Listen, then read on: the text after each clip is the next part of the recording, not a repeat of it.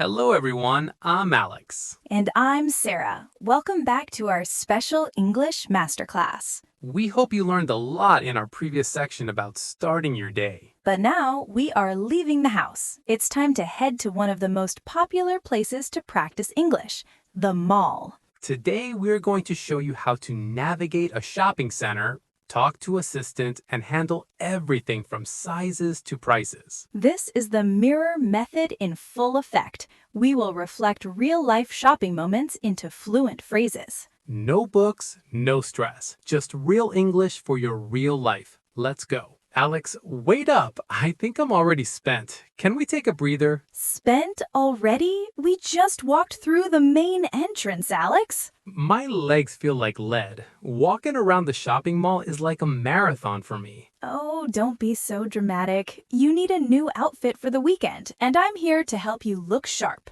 I know, but look at this place. It's huge. Where do we even start? Let's go to that department store over there. They have a great clearance sale happening. Let's pause for a second and look at the words we used. I told Sarah that I was spent. That's a very common way to say you are completely exhausted. It's much more native than saying, I am very tired. And Sarah used the word shopping mall. In the UK, you might hear people call it a shopping center, but in the US, the mall is the standard term. I also said I wanted Alex to look sharp.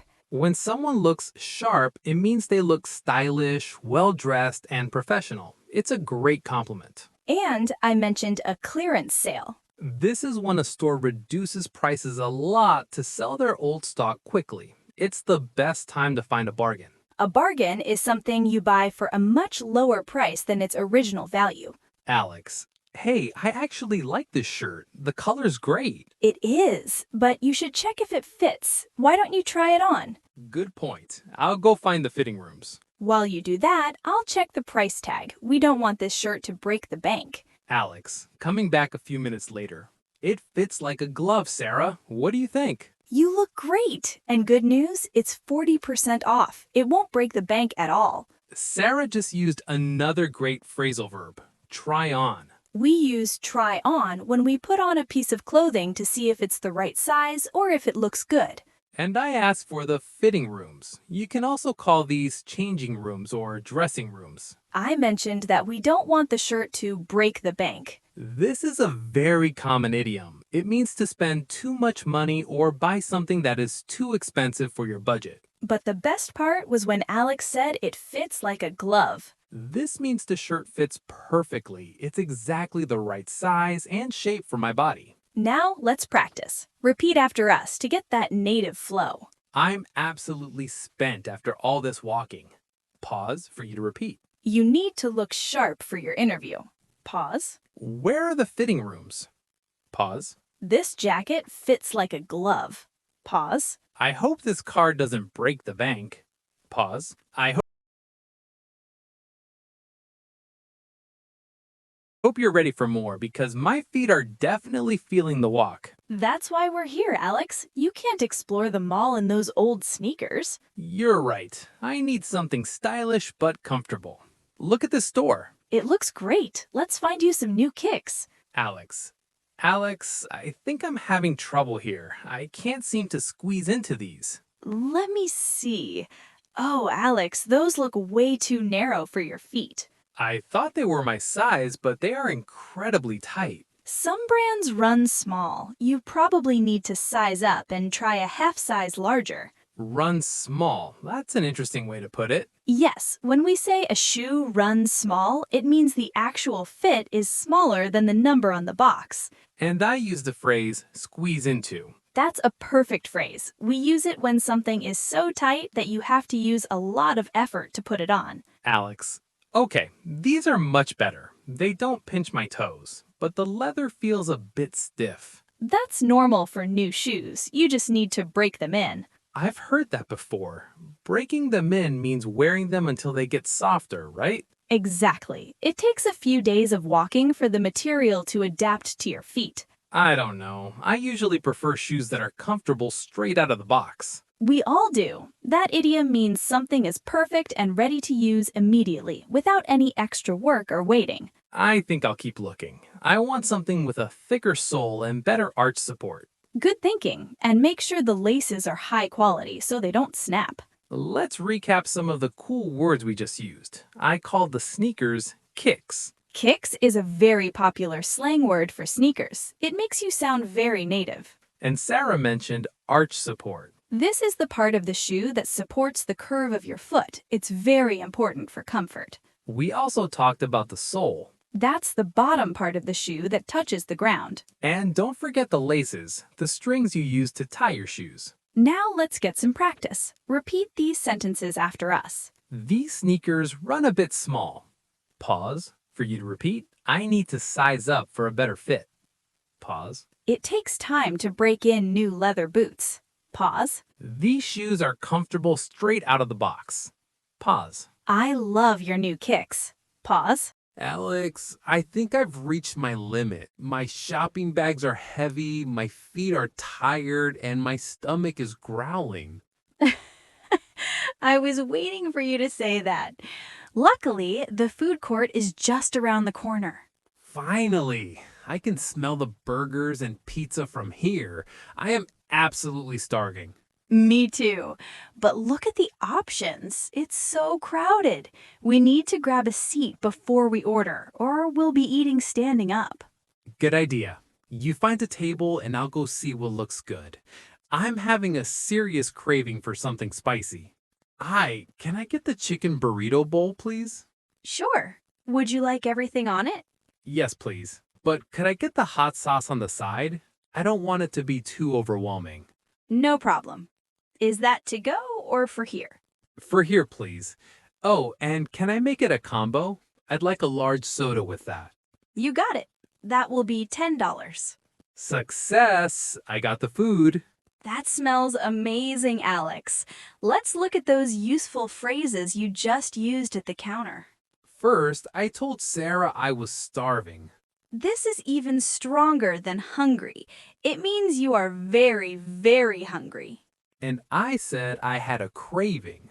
A craving is a very strong desire to eat a specific type of food, like when you really want chocolate or something spicy. When I ordered, I asked for the sauce on the side. This is a vital phrase.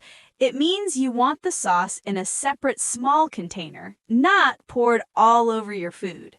Then the cashier asked, to go or for here? In the UK, they usually say takeaway or eat in. But here at the mall, to go means you'll take it with you, and for here means you'll eat at the food court. And I asked to make it a combo. A combo or a meal deal is when you add a drink and a side, like fries, to your main dish for a slightly lower price. Now it's your turn to practice these real-world phrases. Repeat after us. I'm absolutely starving. Let's eat. Oh man, this is exactly what I needed. I feel like my brain is finally starting to function again. See? Food makes everything better. But don't get too comfortable, Alex. While we eat, let's recap all the amazing phrases we've used today. Good idea. We've covered a lot of ground, literally and linguistically. Let's start with how I felt at the beginning of the mall trip. I said I was spent. Right. And remember, you can use spent in many situations. For example, after studying for 10 hours, I was completely spent. Or, I just finished the marathon and I'm totally spent. It's much more descriptive than just saying tired. Exactly. And what about starving? You were starving before we got this food. Yes, I could say, I skipped breakfast, so by lunch I was starving. Or even for a pet. My cat acts like he's starving every time I walk into the kitchen. That's true. Now, let's talk about that shirt I bought. We use the idiom, fits like a glove. That's a classic. You can use it for anything that fits perfectly. I bought a new cover for my phone, and it fits like a glove. Or even a metaphorical fit. This new job fits me like a glove. It's exactly what I was looking for. I love that. And what about the opposite of that? Remember the shoes that were too tight? You said you couldn't squeeze into them. Right, like I tried to squeeze into my old jeans from high school, but it was impossible.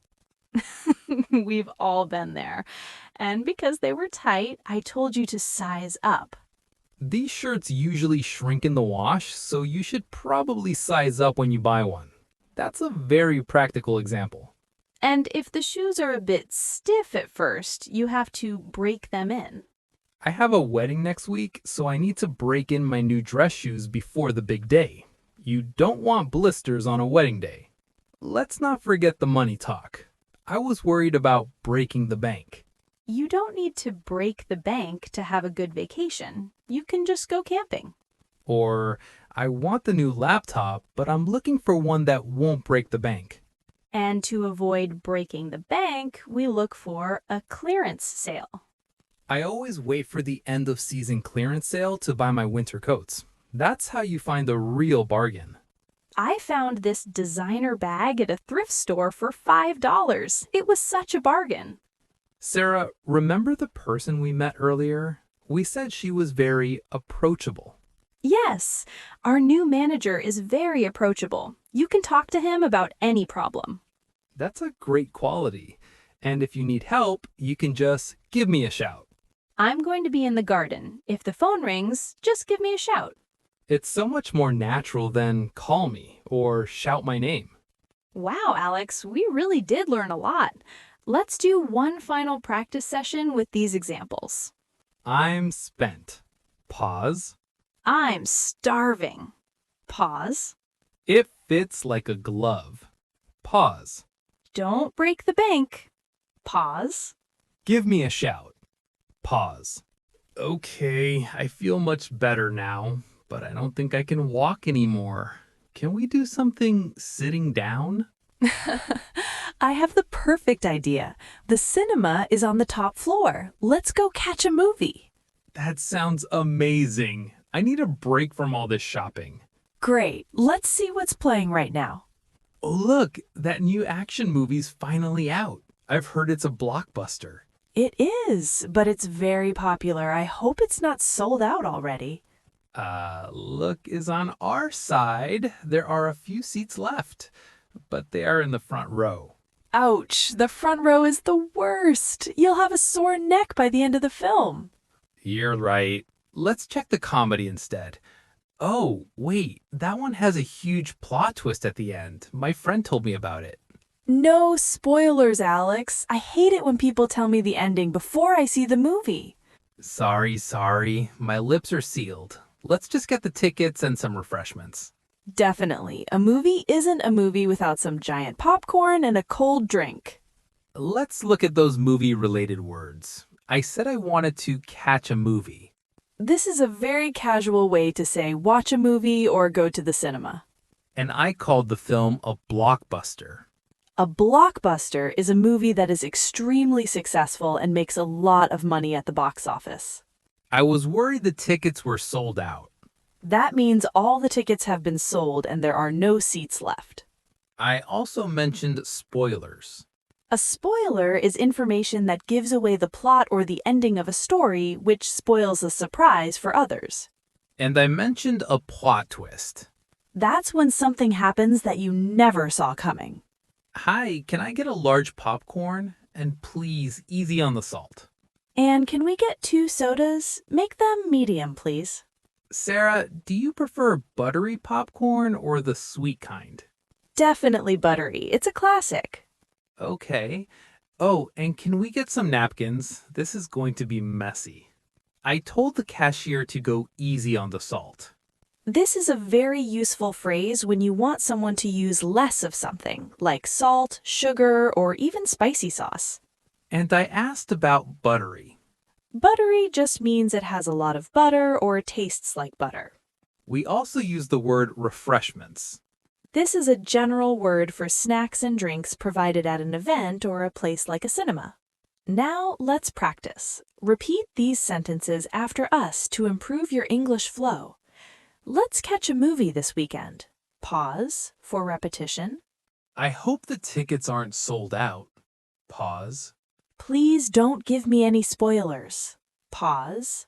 That movie had a crazy plot twist. Pause. Could you go easy on the ice in my drink? Pause. What a day! My hands are full, and I think I've spent my entire monthly budget. Laughing. But you look sharp, Alex. It was worth it. Now let's just find the car and head home. Oh. Sarah, do you remember where we parked? I thought you knew. I was busy checking the clearance sales. Everything looks the same here. I think we are lost. Don't panic. Did we park in level 2 or level 3? I'm pretty sure it was level 2, near the elevator, but I can't find the pillar with the number on it. Wait, I remember now. We parked near a bright yellow sign. Let's retrace our steps. Good idea. We came out of the north entrance, so the car should be just around the corner. Spotting a car. There it is. I see your car. It's right next to that huge SUV. Relieved. Thank goodness. I was afraid we'd be stuck here all night. Let's look at the lost and found language we used. I said we were lost. That's the most basic way to say you don't know where you are or where your destination is. I was looking for the pillar. In a parking lot, a pillar is the big concrete post that often has numbers or letters to help you remember your spot. Sarah suggested we retrace our steps. This is a great idiom. It means to go back over the same path you just took, to find something you lost, or to find your way back. And then she said the car was just around the corner. This means something is very close, usually just past a turn or a corner. I was worried about being stuck. Stuck means you are unable to move or leave a place, like being stuck in traffic or stuck in a parking lot. Okay, let's load up the trunk. I can't wait to get home and put my feet up. Me too. It's been a long but productive day. Before we leave, I need to validate the parking ticket. Oh, I think it's free for the first 3 hours. We should be good to go. Perfect. Let's hit the road. I said I want to put my feet up when I get home. This is a very common way to say you want to relax and rest after a busy day. I also had to validate the ticket. Validate means to prove something is valid, or to get a stamp or mark that shows you've paid or are allowed to park. Sarah said we are good to go. This means everything is ready and there are no more problems. We can leave now. And finally, I said hit the road. The classic idiom. It just means to start a journey or leave a place in a car. Last practice for today. Repeat after us one more time. Let's retrace our steps to find the keys. Pause for repetition. The store is just around the corner. Pause. I'm stuck in a meeting right now. Pause. I can't wait to put my feet up. Pause. We are all set. Let's hit the road. Pause. Finally, we are back. I never thought I'd be so happy to see my own living room. It was a big day, Alex. We've shopped, we've eaten, we've even found the car in that giant parking lot. And most importantly, we've lived the whole day in English. Exactly. That is the power of the mirror method. You don't need a classroom when the whole world is your teacher. I'm definitely ready to call it a day. My brain is full and my feet are done. You've earned it. We've successfully wrapped up our mall adventure. Before I drift off to sleep, let's quickly look at these final ending phrases. Good idea. You said you wanted to call it a day. This is a very common idiom. It means to stop working or stop an activity because you are tired or because you have done enough for the day. And I said we wrapped up the adventure. To wrap something up means to finish or complete it successfully, like wrapping a gift at the end. And Alex mentioned he is about to drift off. This is a gentle native way to say you are starting to fall asleep. We hope you enjoyed this long journey with us. Remember, the best way to learn is to repeat. If you missed anything, don't worry. You can always go back and watch the sections again. In fact, why don't you start over right now? Practice makes perfect. Until next time, keep mirroring your life in English. See you in the next masterclass. Goodbye.